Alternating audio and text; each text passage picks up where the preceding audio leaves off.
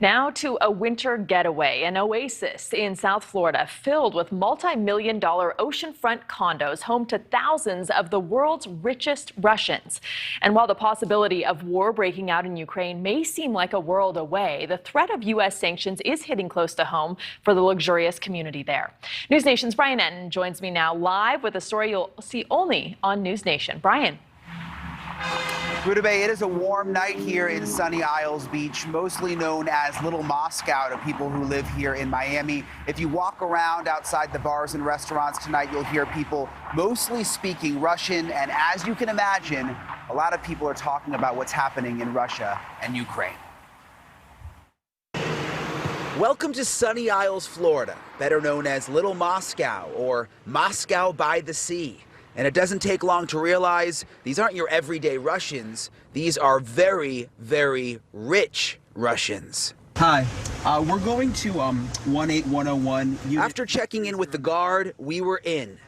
So this is the place right here, the Trump Palace. In the lobby, we met top Russian realtor Lana Bell. Nice to meet you. And she took us up to the 33rd floor. Oh my gosh. Yeah. What a view. Huh? I know you're gonna like it. This multi-million-dollar oceanfront condo, like so many here, is Russian-owned. You drive around here, you see the Bentleys, Rolls-Royce. Yes, you see very high-end These cars, are rich yes. Russians. Yes. They love to be here and they like to spend their money and enjoy their life. Rich Russians escape cold Moscow winters, soaking up the warmth of Miami. And walking the streets of Little Moscow, the wealthy Russians don't want to go on camera, but told me there is concern about future sanctions and whether their money in Russian banks will be blacklisted from buying property in America.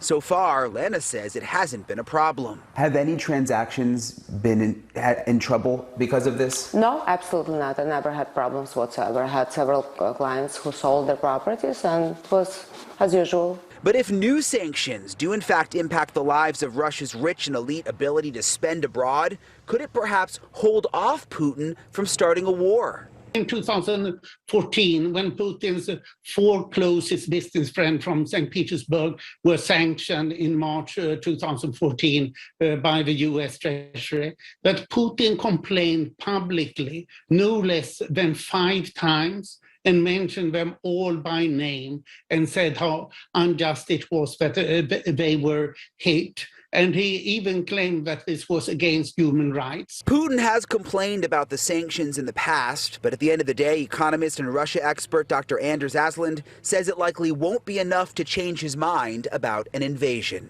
I don't think that there's much hope.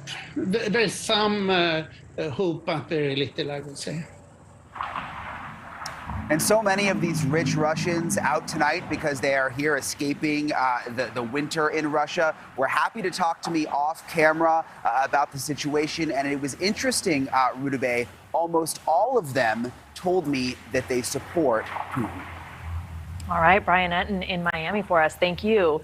Thanks for watching. Click the red subscribe button below so you can get more of NewsNation's fact-driven, unbiased coverage.